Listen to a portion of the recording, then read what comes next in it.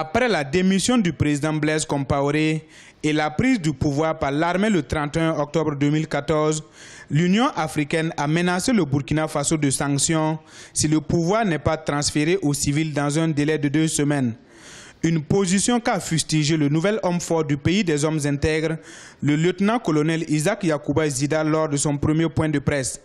Pour lui, sa préoccupation de l'heure est une transition solide qui durera 1 année. Pour nous, ce qui est important pour le Burkina Faso, c'est de parvenir à un consensus à partir duquel nous sommes sûrs d'aller au bout d'1 année sans problème et faire des élections dont les résultats seront acceptés par tous, et nous allons entamer une nouvelle vie constitutionnelle dans la paix et vraiment dans la sérénité pour tous les Burkinabés.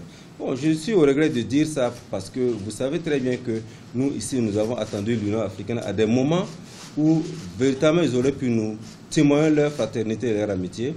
Malheureusement, ils n'ont pas été à cette hauteur et je dois le dire, c'est regrettable.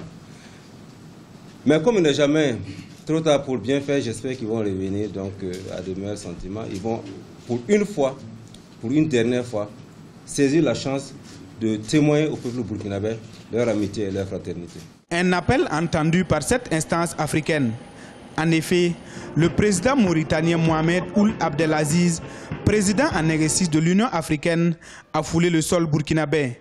Accueilli par le chef de l'État burkinabé, le lieutenant-colonel Isaac Yacouba Zida, il dit être venu pour soutenir le peuple burkinabé dans sa quête vers une transition paisible. L'Union africaine n'est pas venue pour sanctionner le Burkina. Nous sommes venus pour participer à la solution. Et la solution viendra des Burkinabés.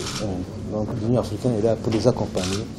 Ils ont déjà fait l'essentiel pour davantage de démocratie dans leur pays. Nous ne pouvons que les encourager, que les féliciter à continuer et à terminer le reste du travail dans la tranquillité, la sécurité et la paix sociale. Depuis près d'1 semaine, le pays peine à trouver cette personnalité consensuelle pour diriger la transition d'1 année.